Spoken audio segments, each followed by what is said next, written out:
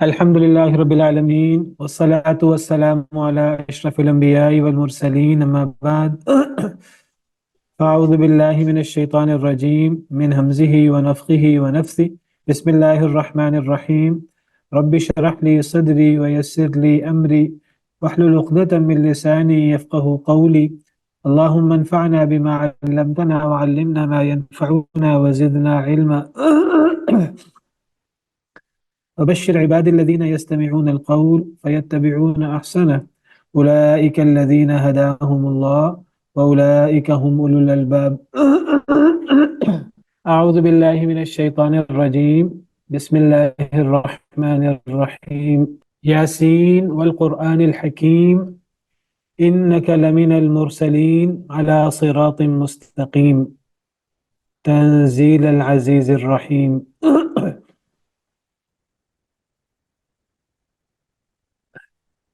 یاسین قرآن کریم کی مشہور ترین صورت ہے. کئی لوگوں نے اس کی فضائل میں بعض احادیث بیان کرتے ہیں لیکن وہ احادیث صحیح نہیں ہیں. یہ قرآن کا دل ہے یا اسے مردوں پر پڑھنا چاہیے وغیرہ وغیرہ. بہرحال قرآن کی صورتوں میں سے ایک عظیم صورت ہے اور بطور قرآن اس کی بڑی فضیلت ہے. قرآن کریم کی ایک ایک صورت میں، قرآن کریم کی ایک ایک حصے میں، ایک ایک آیت کی بہت بڑی فضیلت ہے کہ یہ اللہ کا کلام ہے، حکمت والا کلام ہے. لیکن اس کی کوئی خاص فضیلت باقی صورتوں کے بالمقابل جو بیان کی جاتی ہے اس کے لیے صحیح سند کے ساتھ اس کے ثابت ہونے کی ضرورت ہے نبی کریم صلی اللہ علیہ وسلم سے، تو وہ ثابت نہیں ہے. واللہ اعلم. یاسین یہ حروف مقطعات میں سے ہے. یا اور سین دو حروف ہیں. بعض کہتے ہیں کہ یہ اصل میں خطاب ہے نبی کریم صلی اللہ علیہ وسلم سے. بعض کہتے ہیں کہ یہ اصل میں خطاب ہے انسان سے یا آدمی سے. بعض کہتے ہیں کہ یہ اللہ رب العالمین کے اسماء الحسنہ میں سے ایک پیارا نام ہے. لیکن یہ باتیں صحیح سند سے ثابت نہیں.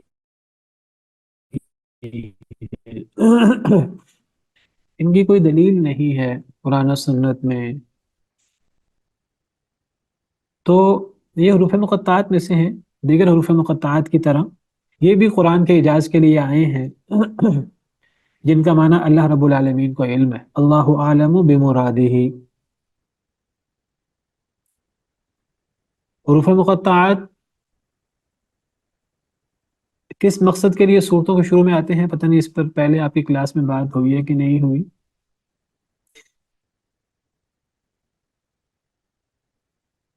حروف مقطعات کس مقصد کے لیے آتے ہیں؟ استاد اعجاز القرآن کے بیان کے لیے. قرآن کریم کے اعجاز کی دلیل ہوتی ہے بہت بڑی. کیسے یہ قرآن کے اعجاز کی دلیل ہے؟ جی اس میں شیخ صاحب ایک تو یہ کہ یہ کچھ ایسے الفاظ ہیں جن کا میننگ عرب جو اپنی فصاحت و بلاغت کے اوپر اور اپنی زبان کے اوپر ناز کرتے تھے، وہ بھی ان الفاظ کے میننگز کو وہ ڈسائفر نہیں کر سکتے. یہ ایک طرح سے اللہ تعالیٰ کا چیلنج بھی ہے ان کو معنی کے اعتبار سے بھی. جی جی بالکل. یہ قرآن کریم کے اعجاز کے لیے آتے ہیں حروف مقطعات. پہلی بات ہے ان کو حروف مقطعات کیوں کہتے ہیں؟ مقطعات کا کیا مطلب ہے؟ یہ کاٹے ہوئے حروف. کاٹے ہوئے کیا مطلب؟ کیسے کاٹا ہوا ان کو؟ یعنی کچھ جو ایک ہو سکتا ہے کہ ایسا ایک کمپلیٹ مکمل لفظ ہو اور اس کا پہلا لفظ حرف یا دوسرا کچھ اس طرح سے ان کو جوڑ جوڑ کے ملایا گیا. یعنی جس طرح ہم ایبریویشن کہتے ہیں کسی چیز کی، تو یہ یا سین جو ہے یہ دو حروف کا کمبینیشن ہے. نہیں، اس کو ہم پھر کٹا ہوا کیسے کہہ رہے ہیں؟ کیسے کٹے ہوئے ہیں؟ کس سے کٹے ہوئے ہیں؟ اپنے اصل جو ان کا جس سے یہ اوریجنل لفظ ہے جو ان کا. کوئی اور؟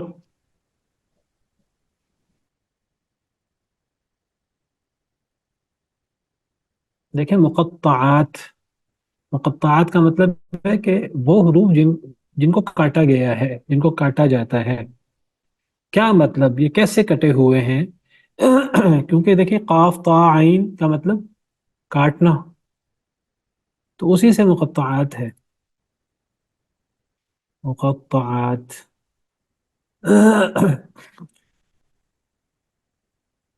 تو مقطعات یعنی وہ حروف جن کو کاٹا گیا ہے. تو کیسے کٹے ہوئے ہیں یہ، اگر کوئی آپ سے سوال کرے تو؟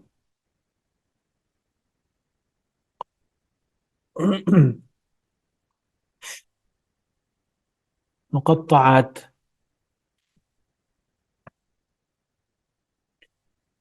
علیحدہ علیحدہ پڑھے جاتے ہیں اس لیے.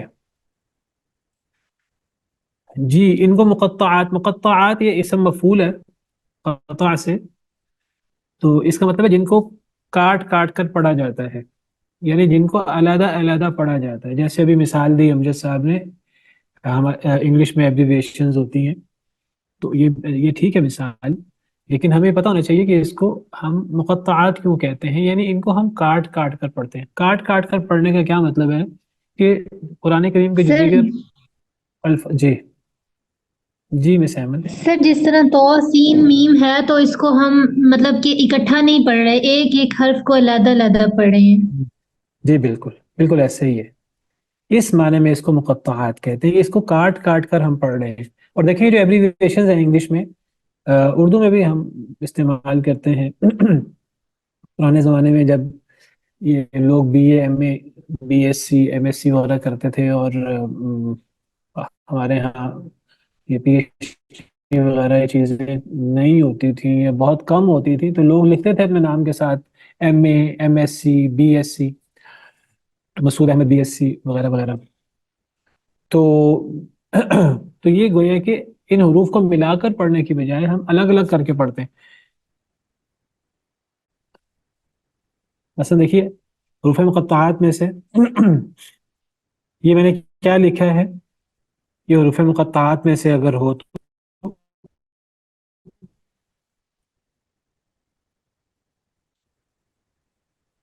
یہ میں نے کیا لکھا ہے، شیئر نظر نہیں آ رہی نظر اسکرین. آ رہا ہے آپ کو؟ نہیں اسکرین نہیں شیئر ہو رہی. نظر آ رہا ہے سر. اب جی اب کیا اب لکھا آ ہوا رہی. ہے؟ جی جی کیا لکھا ہوا ہے؟ تام را الف الف لام را الف لام میم. اب دیکھیے اگر اس کو کاٹ کاٹ کر نہ پڑھیں تو اس کو ہم کیا پڑھیں گے؟ اس کو ہم پڑھیں گے علم. اب علم جو ہے یہ ہم نے گویا کہ ان کو ملا کر پڑھا ہے. اب علم کا مطلب یا تو حمزہ الگ ہے، آ کا مطلب کیا، اور لم کیا نہیں. قرآن کریم میں کئی جگہ پر علم آیا ہے. علم نجعل لہ عینین ولسانا وشفتین، قرآن میں ہے علم. علم نجعل الارض کفاتا وغیرہ وغیرہ. یا پھر علم اگر ایک ہی ورڈ ہو تو علم کہتے ہیں تکلیف کو، علم جس سے علیم کہتے ہیں ہم، عذاب علیم، تو علم درد کو کہتے ہیں. لیکن یہ کیا نہیں یا درد کے معنی میں نہیں ہے، اس کو ہم علم نہیں پڑھتے، اس کو ہم کیا پڑھتے ہیں؟ اس کو ہم الف لام میم پڑھتے ہیں. یہ ہے گویا کہ ہم نے ان کو کاٹ کاٹ کر پڑھا ہے. واضح ہے؟ اس معنی میں اس کو ہم کہتے ہیں مقطعات، یعنی ہم ان کو کاٹ کاٹ کر پڑھ رہے ہیں، یعنی ایک ایک لفظ کو الگ الگ پڑھ رہے ہیں، جس کو ہم انگلش میں ایبریویشنز کو الگ الگ کر کے پڑھتے ہیں. تو یاسین ہم نے اس کو یس کر کے نہیں پڑھا اکٹھا، ہم اس کا کوئی مثلا یہ تو یاسین ہے نا. اگر دیکھیے اگر قرآن کریم کا ایک لفظ میں لکھتا ہوں، اب اس کے بھی شروع میں بھی یاسین ہے، لیکن اس کو یاسین نہیں پڑھتے، اس کو ہم کیا پڑھتے ہیں؟ یس کا. ٹھیک ہے، تو یہ ہم ملا کر پڑھ رہے ہیں اس کو. یہ آپ سمجھیے گویا کہ یہ موصلات ہیں. میں مقطعات کے الٹ کہہ رہا ہوں، ویسے موصلات اس طرح کر کے اصطلاح نہیں ہے، لیکن صرف سمجھانے کے لیے گویا کہ یہ وہ حروف ہے جن کو ملا ملا کر پڑھا جا رہا ہے. تو یاسین کو جب الگ ہم کر کے پڑھتے ہیں حروف مقطعات کے طور پہ، تب ہم گویا کہ یا پورا الگ اور سین پورا الگ ہم پڑھتے ہیں، اس طرح کر کے پڑھتے ہیں یاسین. اس میں پورا پورا حرف ہم الفابیٹس کی طرح، حروف ہجا کی طرح پورا پورا لفظ پڑھتے ہیں، اس لیے اس کو حروف مقطعات کہتے ہیں۔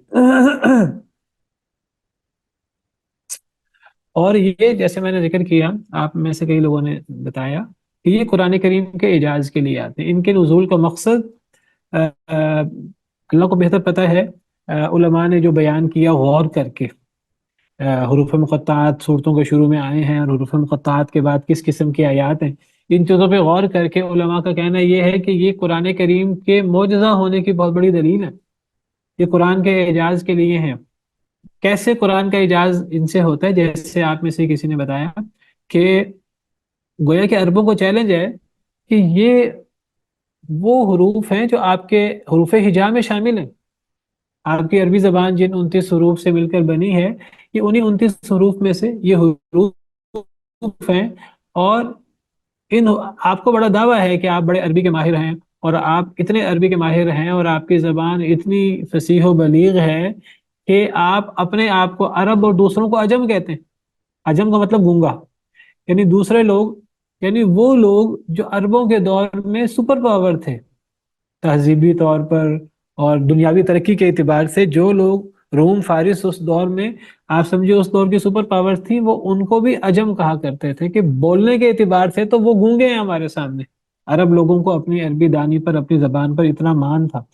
اللہ فرماتے ہیں اگر تمہیں اتنا مان ہے، قرآن کا ایک اللہ تعالیٰ کا ایک سنت اور ایک طریقہ کار ہے کہ اللہ تعالیٰ ہر نبی پر وہ معجزہ بھیجتے ہیں جو اس دور میں جس میں اس قوم نے بڑی ترقی کی ہوتی ہے، ایکسل کیا ہوتا ہے، اللہ تعالیٰ اسی چیز میں چیلنج کرنے کے لیے اس انداز کا معجزہ بھیجتے ہیں جس میں وہ قوم بڑی دنیاوی اعتبار سے ترقی کر چکی ہوتی ہے۔ حضرت موسیٰ علیہ السلام کے دور میں جادو، شعبدہ بازی اور ان چیزوں کا دورہ تھا، اللہ نے ایسا معجزہ بھیجا جس نے جادو کو اور ان سب چیزوں کو مات دے دی اور جادوگروں کو ہرا کے رکھ دیا۔ وہ معجزہ تھا، وہ جادو نہیں تھا۔ حضرت عیسیٰ علیہ السلام کے دور میں طب،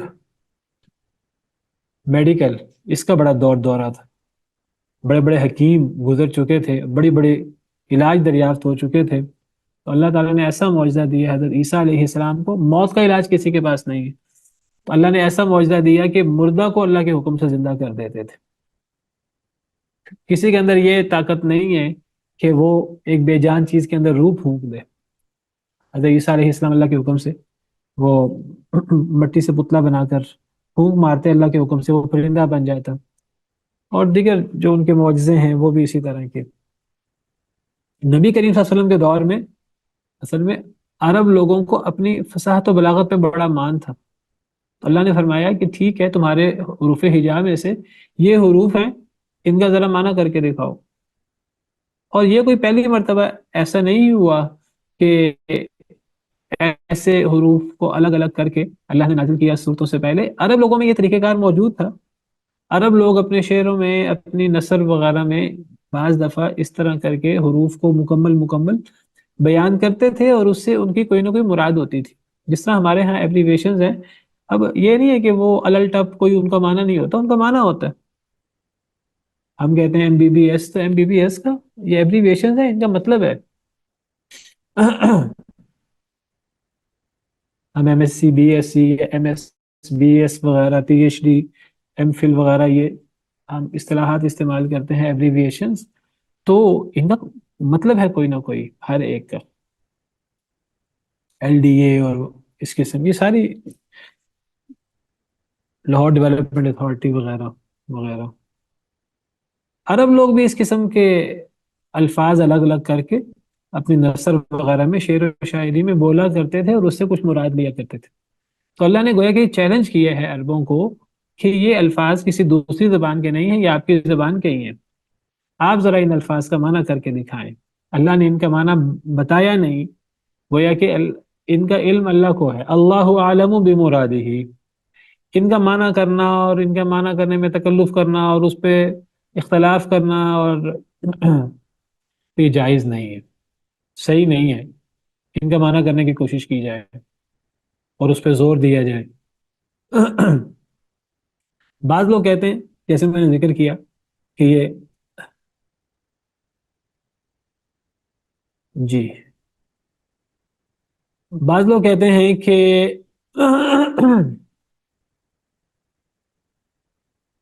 جیسے میں نے ذکر کیا کہ یہ نبی کریم صلی اللہ علیہ وسلم کا نام ہے، یا انسان کو خطاب کیا گیا، یا کسی آدمی کو خطاب کیا گیا. بعض کہتے ہیں اللہ اللہ رب العالمین کا مبارک نام ہے. تو اس کی کوئی دلیل نہیں ہے.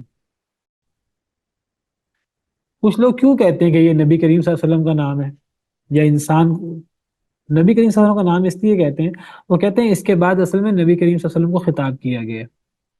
کدھر خطاب کیا گیا نبی صلی اللہ علیہ وسلم کو؟ سر یہ کہ انک لمن المرسلین. ہاں انک لمن المرسلین. وہ کہتے ہیں چونکہ آگے نبی کریم صلی اللہ علیہ وسلم کو خطاب کیا گیا ہے، تو خطاب کیا گیا کا مطلب یہ ہے کہ پیچھے گویا کہ پھر نبی کریم صلی اللہ علیہ وسلم کا یہ نام نامی ہوگا. تو وہ کہتے ہیں باقاعدہ، یعنی نبی صلی اللہ علیہ وسلم کے حوالے سے وہی یاسین، وہی طٰہٰ، یہ ہمارے شعروں میں، ہماری نعتوں وغیرہ میں بھی اس کو استعمال کیا جاتا ہے. تو ان کا کہنا یہ ہے کہ چونکہ آگے نبی کریم صلی اللہ علیہ وسلم کو خطاب کیا گیا ہے، لہٰذا یہ نبی کریم صلی اللہ علیہ وسلم کا نام ہے. یاسین میں بھی وہ یہ بات کہتے ہیں، اور کس حروف مقطعات کے بارے میں کہتے ہیں کہ یہ نبی کریم صلی اللہ علیہ وسلم کا نام ہے؟ طٰہٰ کے بارے میں وہ کہتے ہیں طٰہٰ بھی نبی کریم صلی اللہ علیہ وسلم کا نام ہے. اور اس کی وجہ کیا ہے؟ وہ کہتے ہیں کہ اس کے بعد بھی نبی کریم صلی اللہ علیہ وسلم کو خطاب کیا گیا ہے. کیسے؟ یہ دیکھیے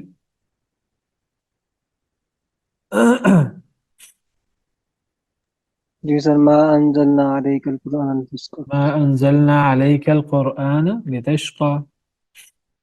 وہ کہتے ہیں دیکھیے پیچھے طٰہٰ ہے، گویا کہ نبی کریم صلی اللہ علیہ وسلم کو خطاب کیا گیا، یعنی یا طٰہٰ مراد ہے. ما انزلنا علیک القرآن لتشقى، ہم نے آپ پر قرآن اس لیے نازل نہیں کیا کہ آپ مشکل میں پڑ جائیں. تو کہتے ہیں دیکھیں علیہ کا کہہ کر آپ کو مخاطب کیا گیا. کہتے ہیں اسی طرح یاسین میں بھی آپ کو ان کا کہہ کر مخاطب کیا گیا ہے کہ آپ رسولوں میں سے ہیں. تو گویا کہ یہ یاسین اصل میں یا یاسین ہے. لیکن یہ بات صحیح نہیں ہے، اس بات کی دلیل نہیں ہے. اور اگر صرف اسی بات کو بنیاد بنایا جائے کہ ان حروف کے بعد نبی کریم صلی اللہ علیہ وسلم کو مخاطب کیا گیا ہے، تو اور بھی بعض ایسے حروف مقطعات ہیں جن کے بعد نبی کریم صلی اللہ علیہ وسلم کو مخاطب کیا گیا ہے. تو کیا انہیں بھی نبی کریم صلی اللہ علیہ وسلم کا نام نامی قرار دیا جائے گا؟ مثلا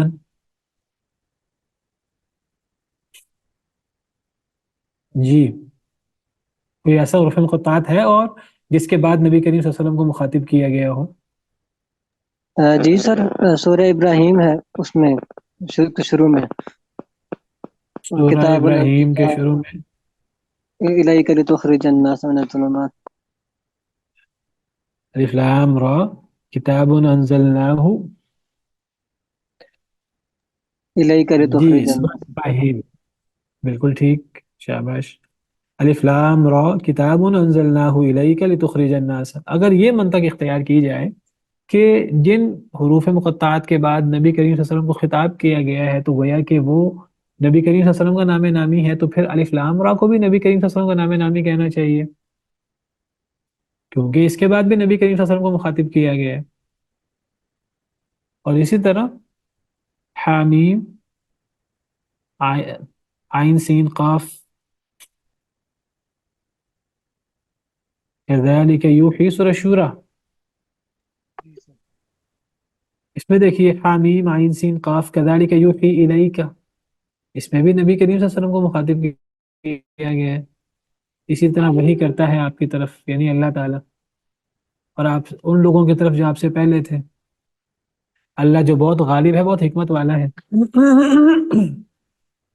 تو یہ منطق کہ چونکہ ان حروف کے بعد نبی کریم صلی اللہ علیہ وسلم کو مخاطب کیا گیا ہے تو اس لیے ہم انہیں نبی صلی اللہ علیہ وسلم کا نام نامی کہیں گے، تو پھر یہاں حامیم عین سین قاف یہاں تو ڈبل حروف مقطعات ہیں، تو کیا ان دونوں کو نبی کریم صلی اللہ علیہ وسلم کا نام نامی قرار دیا جائے گا؟ جی احسان صاحب. جی شیخ، کوئی مثال دین نہیں تھی. سورہ مریم ہے، کاف ہا یا عین جی صاد، جی رحمت ربک عبدہ زکریا. جی جی ذکر رحمت ربک عبدہ زکریا، آپ کے رب کی رحمت کا ذکر. تو بہرحال یہ منطق صحیح نہیں ہے کہ کہا جائے کہ چونکہ ان کے بعد نبی کریم صلی اللہ علیہ وسلم کو مخاطب کیا گیا لہٰذا یہ آپ کے نام ہے. تو صحیح بات یہی ہے واللہ عالم کہ یہ قرآن کریم کو معجزہ ثابت کرنے کے لیے آئے ہیں.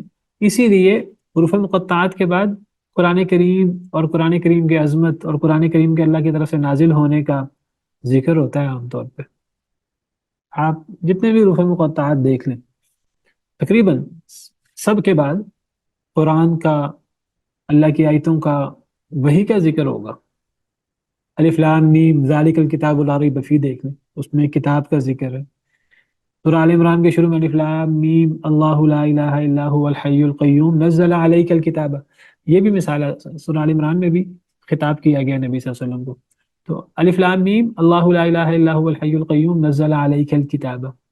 اب اس میں بھی آپ دیکھیے کہ الف لام میم کے بعد نزل علیک الکتاب، کتاب کا ذکر ہے. الف لام میم صاد کتاب انزل الیک فلا یکن فی صدرک، یہ سورہ اعراف ہے. اس میں بھی نبی صلی اللہ علیہ وسلم کو مخاطب کیا گیا ہے اور اس میں بھی کتاب کا ذکر ہے. کتاب انزل الیک فلا یکن فی صدرک، سورہ اعراف میں بھی.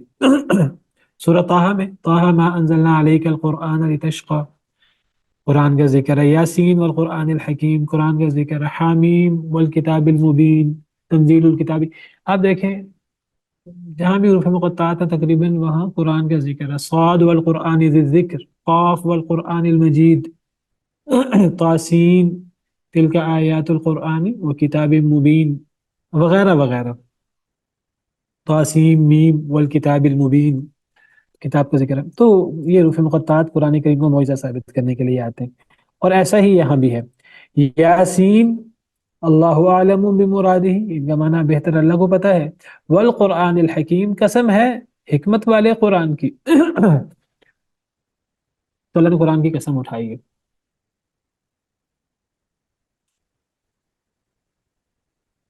القرآن الحکیم سے مراد یا تو اس سے مراد مضبوط قرآن ہے، الحکیم بمعنی محکم، یا پھر الحکیم بمعنی حکمت والا. محکم میں اور حکمت والے میں کیا فرق ہوا؟ یعنی محکم کا مطلب یہ ہوگا کہ مضبوط قرآن. مضبوط قرآن سے کیا مراد ہوگا؟ مضبوط قرآن سے مراد اپنا معنی بتانے میں بڑا مضبوط اور ٹھوس طریقے سے اپنا معنی بتاتا ہے. توحید کو، اللہ کے احکامات کو بڑی وضاحت کے ساتھ بیان کرتا ہے. جیسے سورہ ہود کے شروع میں ہے الف لام را کتاب احکمت آیاتہ ثم فصلت من لدن حکیم خبیر. یہ کیسی کتاب ہے جس کی آیتیں بڑی مضبوط کر دی گئی ہیں. احکمت آیاتہ ثم فصلت، پھر ان کی تفصیل بیان کی گئی ہے. من لدن حکیم خبیر، اس اللہ رب العالمین کی طرف سے جو حکیم بھی ہے جو خبیر بھی ہے. تو حکیم کا ایک معنی محکم، مضبوط، اور مضبوط سے مراد ٹھوس، تو ٹوک ہوتی دلالہ، اپنا مفہوم واضح کرنے میں بڑا اپنا مفہوم واضح کرتا ہے قرآن.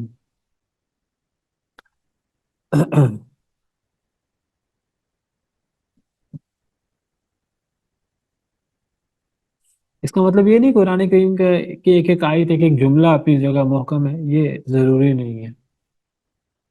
قرآن کریم کے اکثر احکامات محکم ہیں، اگرچہ بعض جگہ پر متشابہ چیزیں بھی ہیں. متشابہ سے مراد ایسی چیزیں جن کا معنی واضح نہیں ہے. متشابہ کے بھی دو معنی ہوتے ہیں. متشابہ کا ایک معنی جس کا معنی واضح نہیں ہے، اور متشابہ کا دوسرا معنی ملتا جلتا.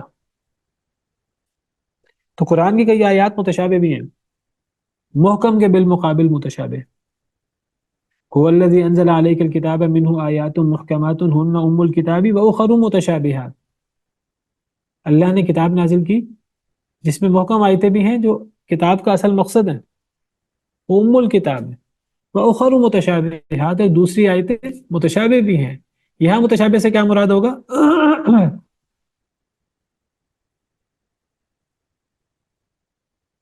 یہاں متشابہ سے کیا مراد ہے؟ وَأُخَّرُ متشابہات، جن میں شیخ صاحب یعنی جس میں بات اتنی واضح نہیں ہے. اتنی واضح بات نہیں ہے تو اللہ نے کیوں نازل کی قرآن میں؟ آزمائش کے لیے. کون محکم چیز کو چھوڑ کر متشابہ کے پیچھے لگ جاتا ہے، اس کا معنی اسے سمجھ میں نہیں آیا، وہ اس سے الٹے سیدھے استدلال کر.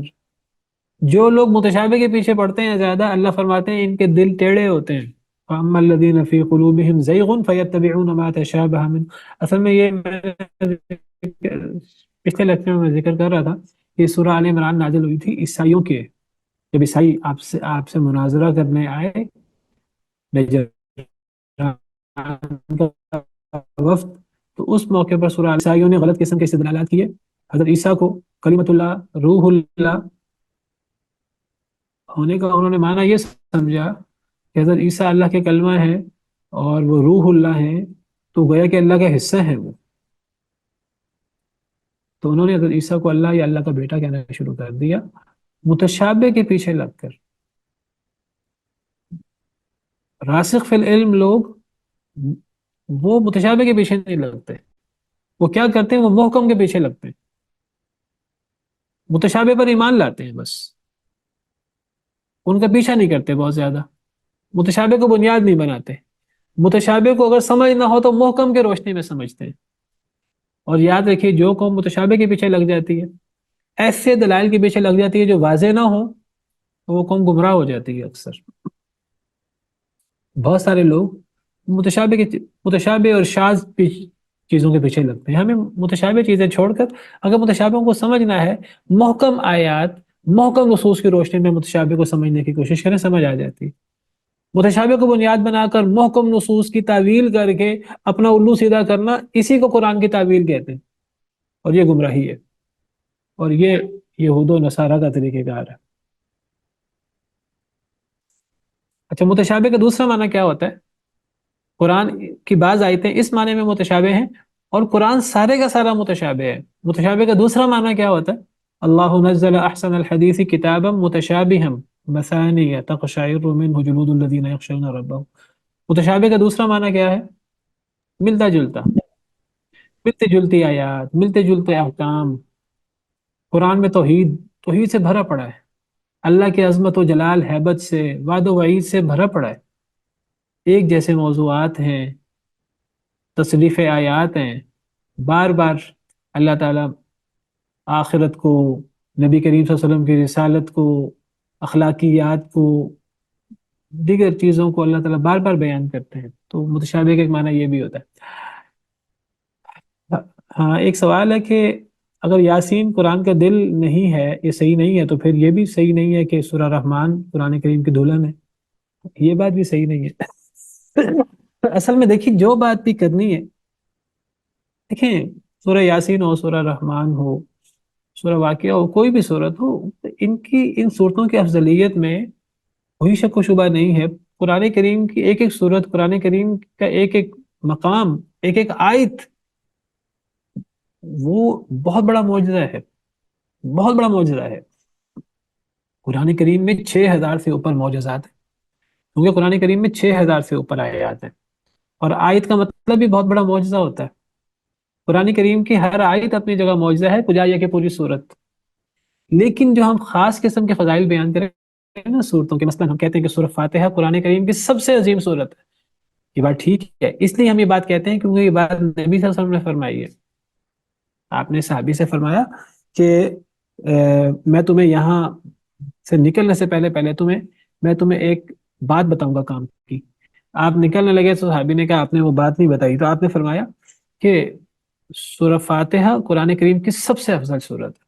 یہ بات صحیح حدیث میں آتی ہے.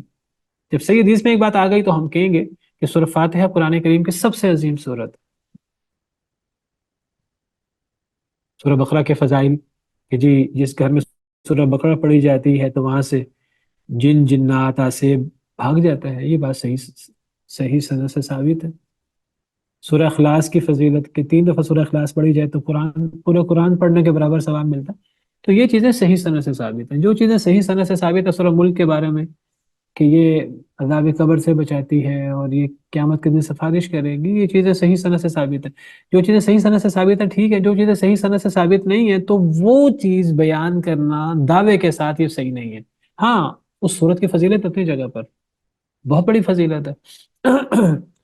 سورہ یاسین کی بڑی فضیلت ہے، سورہ رحمان کی بڑی فضیلت ہے، لیکن خاص فضائل جو بیان کیے جاتے ہیں تو یہ اصل میں اگر وہ چیز صحیح سند سے ثابت نہ ہو تو اللہ پہ جھوٹ نہ بن جائے،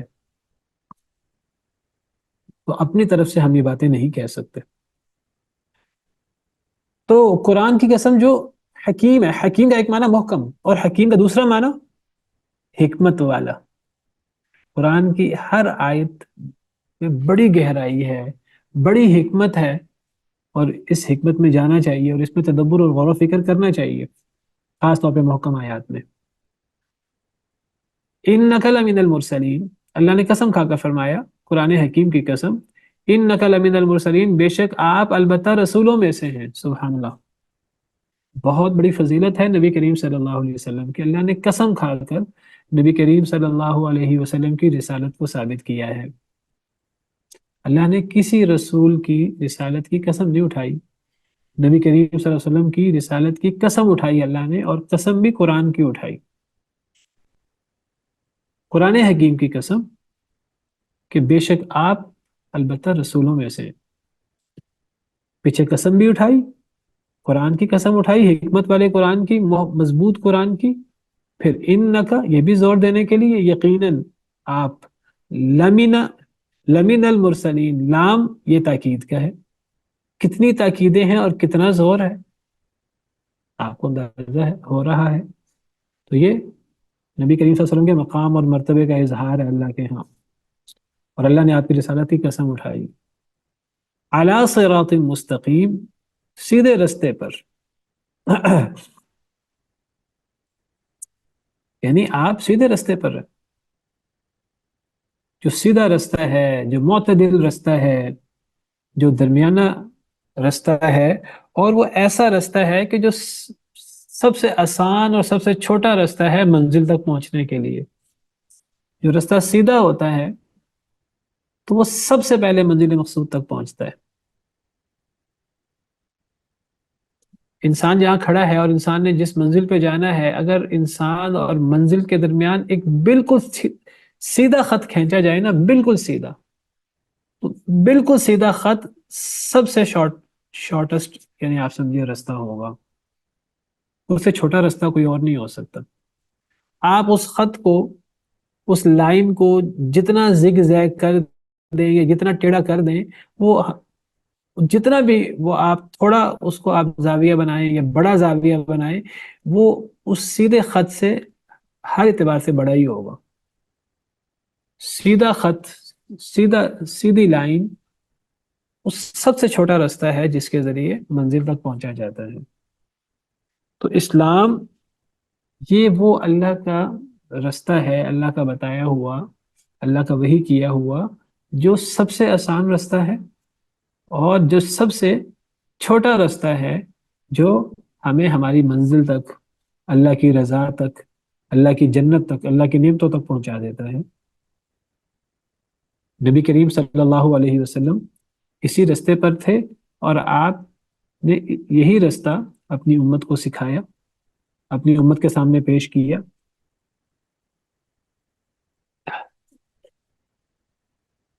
تنزیل العزیز الرحیم،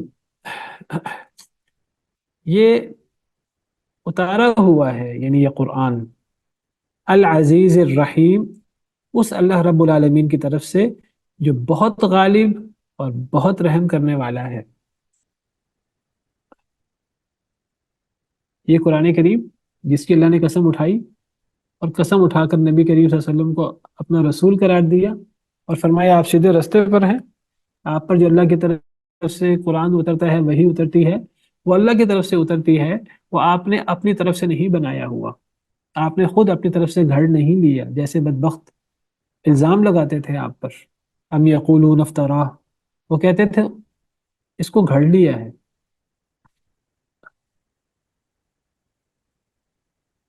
اللہ فرماتے ہیں نہیں، تنزیل العزیز الرحیم، یہ نازل کردہ ہے اس اللہ کی طرف سے جو بہت غالب ہے اور بہت رحم کرنے والا ہے۔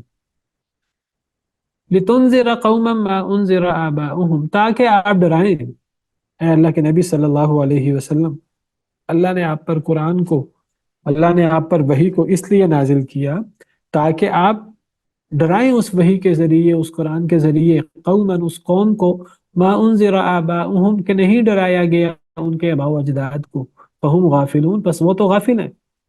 کس سے غافل ہیں؟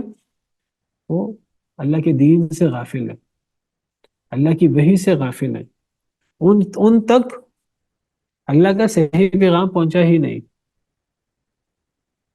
کن کی بات ہو رہی ہے؟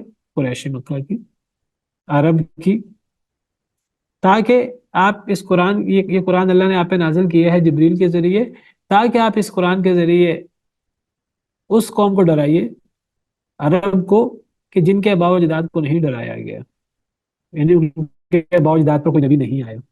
فہم غافلون تو وہ غافل ہیں، وہ غافل ہیں اللہ کے دین سے۔ تو کیا عرب میں کوئی نبی نہیں آیا؟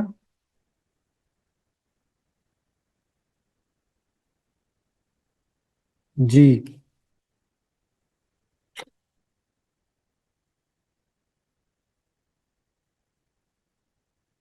قرآن کریم میں یہ اللہ نے کئی جگہ یہ بات حضرت فرمائی ہے کہ حضرت عرب، اسماعیل جی کے بعد سے لے کے رسول اللہ صلی اللہ علیہ وسلم تک ایک کافی گیپ ہے، ہاں، بہت تو بڑا گیپ ہے، اس وجہ سے اس کا ذکر کیا جا رہا بالکل ٹھیک، ہزاروں سال کا گیپ ہے۔ تو حضرت اسماعیل کے بعد عرب میں کوئی نبی نہیں آیا، اور یہ بات قرآن میں کئی جگہ موجود ہے، یہاں بھی موجود ہے، اور قرآن کریم میں کئی آیات پہ، مثال کے طور پر سورہ سجدہ میں، ام یقولون افطرا،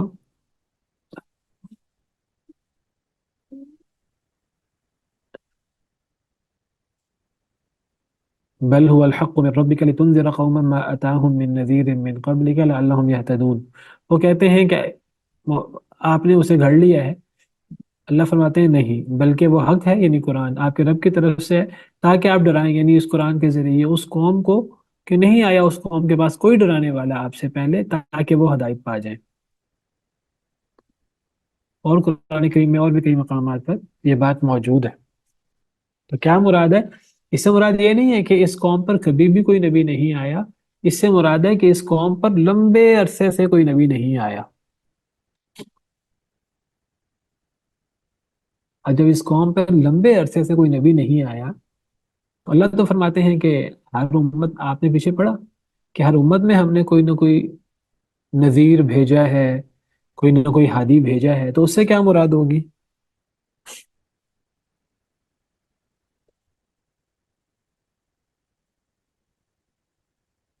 وَلِكُلِّ قَوْمٍ ہاد، ہر قوم کا کوئی نہ کوئی ہادی ہوتا ہے۔ وَإِن مِّنْ أُمَّةٍ إِلَّا خَلَا فِيهَا نَذِيرٌ، پیچھے ہم نے پڑھا سورہ فاطر میں، نہیں ہے کوئی بھی امت مگر اس میں کوئی ڈرانے والا گزرا ہے۔ ہے۔ شیخ صاحب، اس سے مراد اس قوم کے کچھ نیک لوگ ہو سکتے ہیں، جو ضروری نہیں کہ وہ نبی یا رسول ہی ہوں۔ لیکن وہ نیک لوگ کیا اور بتائیں گے امت کو؟ اپنی طرف سے بتائیں گے۔ وہ جیسے جو پہلے شریعت چل رہی ہے، جو ریوائول کرتے ہیں شریعت کا، یا اس سے یہ بھی ہو سکتا ہے جو عرب ہے وہ ایک قومی کنسیڈر ہوگی، ایک ہی امت کنسیڈر ہوگی۔ ہاں، بس یعنی پچھلے نبی کی تعلیمات موجود ہوں، بچی کھچی جتنی بھی، اس پر عمل کریں، یا دیگر انبیاء جو بنی اسرائیل وغیرہ میں آئے ان کی تعلیمات پہ، واللہ عالم۔ اصل میں حضرت ابراہیم، حضرت اسماعیل کی تعلیمات موجود تو تھیں عرب میں، عرب اپنے آپ کو دین ابراہیمی کا حامل کہتے تھے، تو دین ابراہیمی تو اللہ کی طرف سے تھا، باقی اس میں عربوں نے اپنی طرف سے اضافے کر رکھے تھے، ان اضافوں کا اللہ نے رد کیا ہے جگہ جگہ۔ یہود و نصارہ کو بھی ان پر جو رد ہوتا ہے وہ بھی یہود و نصارہ نے جو اضافے کر رکھے ان پر رد ہوتا تھا، ورنہ جو اصل تعلیمات ہیں تورات و انجیل کی، وہ جو نبی آتے تھے حضرت موسیٰ کے بعد، وہ بتاتے تھے کہ یہ چیزیں تحریف ہوئی ہیں اور یہ اصل تعلیمات ہیں۔ انجیل نے بھی یہ کام کیا۔ بہرحال بچی کچی تعلیمات جاری تھی۔ اب جیسے ہم ہیں تو نبی کریم صلی اللہ علیہ وسلم کی تعلیمات تو ہم تک موجود، اور اللہ نے حفاظت کی ذمہ داری بھی لی ہے، تو ہم یہ تو نہیں کہہ سکتے کہ کوئی نبی نہیں ہے، ہم تو دعوت پہنچی ہے، وَلِكُلِّ قَوْمٍ ہاد، اور وَإِن مِّنْ أُمَّةٍ إِلَّا خَلَا فِيهَا نَذِيرٌ، تو گویا کہ ہم میں ہادی موجود ہیں اور ہم میں نذیر موجود ہیں، یعنی نبی کریم صلی اللہ علیہ وسلم کی دی ہوئی تعلیمات قرآن کی صورت میں، احادیث مبارکہ کی صورت میں موجود ہیں۔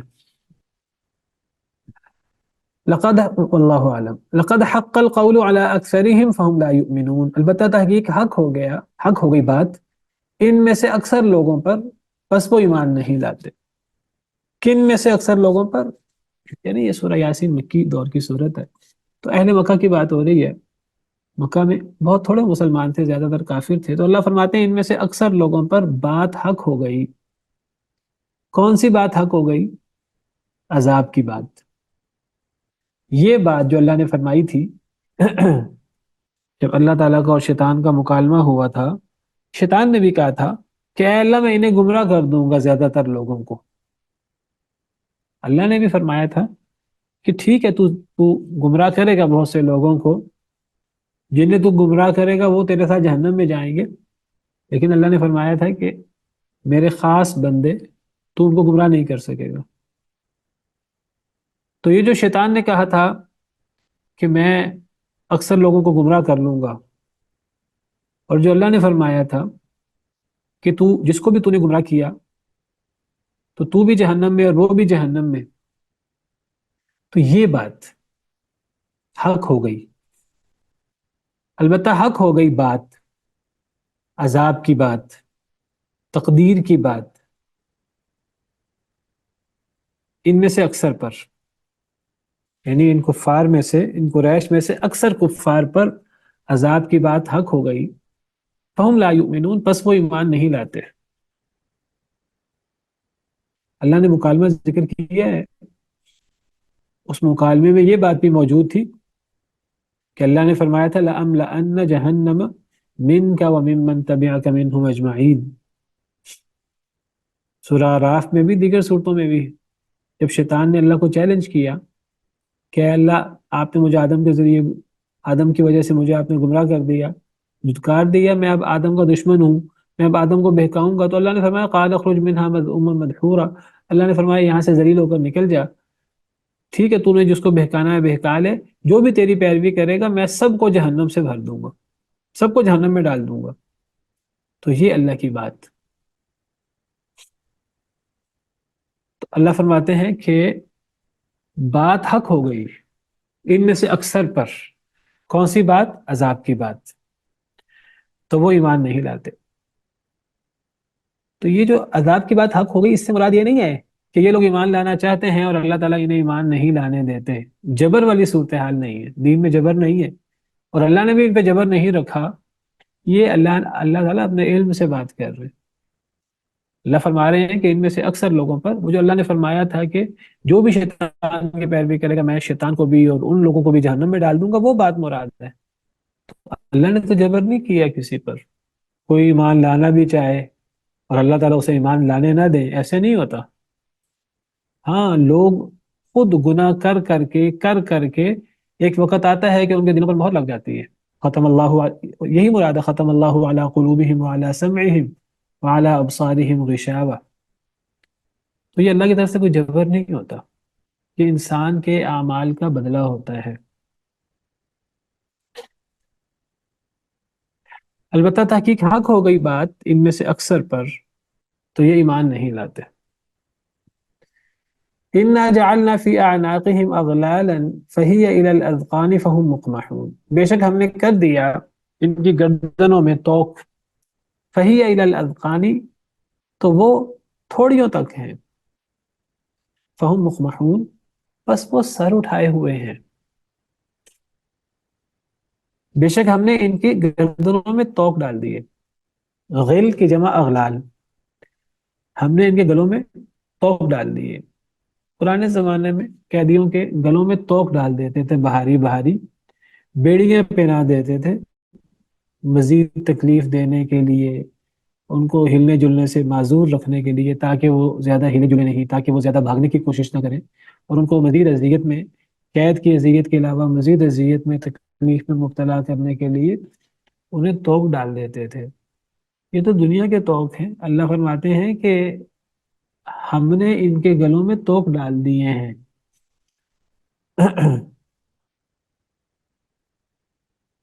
اور وہ تھوڑیوں تک ہیں. ہے تو ماضی کا صیغہ، مراد اس سے یا تو قیامت ہے. اگر قیامت مراد ہے تو قیامت کی منظر کشی ہے، تو پھر یہاں ماضی مستقبل کے معنی میں ہوگا. اور مستقبل کے لیے ماضی کا صیغہ کیوں آتا ہے؟ کئی دفعہ آتا ہے قرآن میں. کیوں آتا ہے؟ جی جی شیخ صاحب، جو بات کنفرم ہو، یہ یقینی ہو، جی، اس کے لیے. یقینی بات، یقینی بات کے لیے، یہ بتانے کے لیے کہ یہ اتنا کنفرم ہے، اتنا یقینی ہے جیسے ہو چکا. اگر تو اس سے مراد آخرت ہے تو ہم پھر اس کا معنی مستقبل میں کریں گے کہ بے شک ہم بنا دیں گے ان کی گردنوں میں توق، بھاری توق.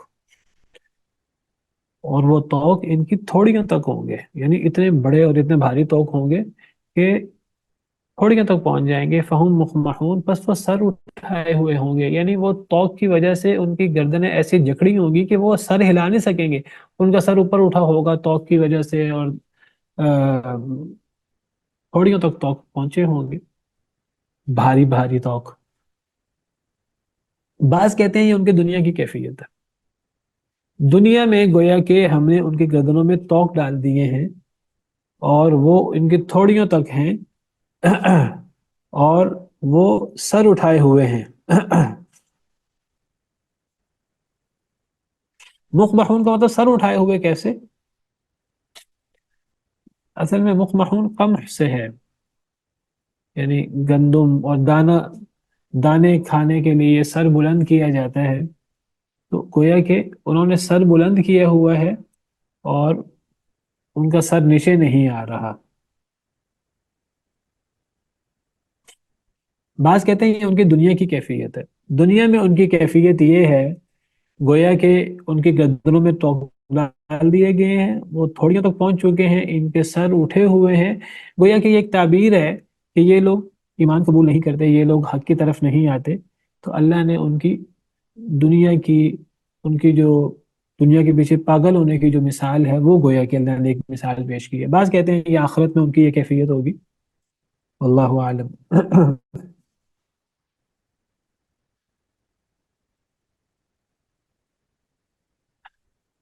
وَجَعَلْنَا مِن بَيْنِ أَيْدِيهِمْ سَدًّا وَمِنْ خَلْفِهِمْ سَدًّا فَأَغْشَيْنَاهُمْ فَهُمْ لَا يُبْصِرُونَ. اور ہم نے کر دیا ان کے آگے بھی آڑ اور ان کے پیچھے بھی آڑ، دیوار. ہم نے ان کے آگے بھی دیوار کر دی اور ان کے پیچھے بھی دیوار کر دی. فَأَغْشَيْنَاهُمْ، پس ہم نے انہیں ڈھانپ دیا. فَهُمْ لَا يُبْصِرُونَ، پس وہ دیکھتے نہیں. ان کفار کی اللہ منظر کشی کر رہے ہیں. کفار حق سے کتنا دور ہیں اور دنیا کی نعمتوں کے پیچھے کتنے پاگل ہیں. اللہ فرماتے ہیں کہ ہم نے گویا کہ ان کے آگے بھی ایک دیوار کر دی ہے، اس دیوار کی وجہ سے حق نہیں قبول کر پاتے. ان کے پیچھے بھی ایک دیوار کر دی ہے. آگے کیا دیوار کر دی ہے؟ یعنی گویا کہ آگے کی دیوار سے مراد واللہ عالم، یعنی ہم نے ان کو دنیا اور دنیا کے لالچ میں اتنا مبتلا کر دیا ہے کہ اب دنیا اور دنیا کی رنگینی اور دنیا کے لالچ کی وجہ سے یہ حق کی طرف نہیں آ پاتے. یہ گویا کہ ایک دیوار ہے ان کے سامنے حق کو قبول کرنے سے. کیا چیز؟ دنیا اور دنیا کے فتنے، دنیا کی رنگینی. یہ دنیا کی رنگینی میں اتنے کھو چکے ہیں گویا کہ اب دنیا کی رنگینی ان کے لیے ایک آڑ بن گئی ہے حق کو قبول کرنے سے.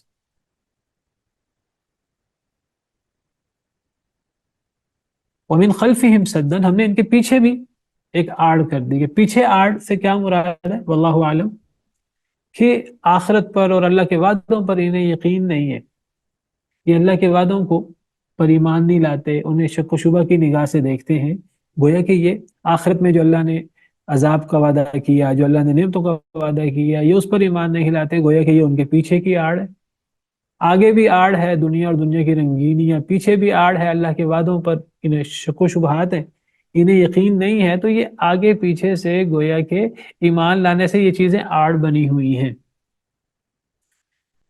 فَأَغْشَيْنَاهُمْ، ہم نے انہیں ڈھانپ دیا ہے ایسے کہ یہ اب دیکھ نہیں پاتے. اس سے مراد یہ نہیں ہے کہ اللہ نے ان کو دیکھنے سے اندھا کر دیا ہے، یعنی مراد ہے دنیا اور دنیا کے فتنوں میں اور دنیا کی رنگینیوں میں اور اللہ کے وعدوں پر انہوں نے یقین نہیں کیا، تو گویا کہ ان کی کیفیت یہ ہو گئی ہے کہ اب دیکھنے سے معذور ہو چکے ہیں، تو اللہ اس کی نسبت اپنی طرف کر رہے ہیں۔ اصل میں اللہ کی طرف نسبت کرنے کا مطلب یہ نہیں اللہ نے انہیں مجبور کر دیا ہے، یعنی اگر ایک انسان دنیا اور دنیا کی رنگینیوں میں مبتلا ہو گیا تو یہ ایک لحاظ سے اس کی نسبت اللہ کی طرف ہو سکتی ہے، جبر مراد نہیں ہے۔ اس معنی میں اللہ کی طرف اس کی نسبت ہو سکتی ہے کہ یہ جو اللہ نے انہیں اختیار دیا تھا کہ وہ اگر حق کو قبول نہ کریں، وقتی طور پر کفر اختیار کریں، تو یہ اللہ کا دیا ہوا اختیار ہے۔ اگر اللہ نے انہیں یہ طاقت نہ دی ہوتی وہ کبھی بھی کفر نہ کر سکتے، اس لیے اس کی نسبت اللہ کی طرف بھی ہو جاتی ہے۔ یہ بالکل ایسے جیسے اللہ فرماتے ہیں یضل بہ کثیرا ویہدی بہ کثیرا، اللہ گمراہ کرتے ہیں اس قرآن کے ذریعے بہت سے لوگوں کو، اور اللہ ہدایت دیتے ہیں اس قرآن کے ذریعے بہت سے لوگوں کو۔ اس سے مراد یہ نہیں ہے کہ کچھ لوگ حق قبول کرنا چاہتے ہیں لیکن اللہ تعالیٰ انہیں زبردستی گمراہ کر دیتے ہیں، یہ مراد نہیں ہے۔ اللہ کے گمراہ کرنے سے مراد کیا ہے؟ اللہ نے جو اختیار دیا ہے انہوں نے اس اختیار کو استعمال کیا ہے۔ اللہ نے کہا ہدایت آئے گی، جو چاہے ایمان لے آئے، جو چاہے ایمان نہ لائے، اللہ نے وقتی اختیار دیا ہے۔ اب اگر کوئی بندہ ایمان نہیں لاتا، کفر کو اختیار کرتا ہے، تو اس کی نسبت اللہ کی طرف ہو سکتی ہے کہ اللہ نے اسے گمراہ کیا ہے، اس معنی میں نہیں کہ اللہ نے اسے مجبور کر دیا ہے کفر اختیار کرنے پر، اس معنی میں کہ اس نے اللہ کے دیے ہوئے اختیار سے اس نے اس کو قبول کیا ہے، اس کی نسبت اللہ کی طرف ہو جاتی ہے۔ واضح ہے؟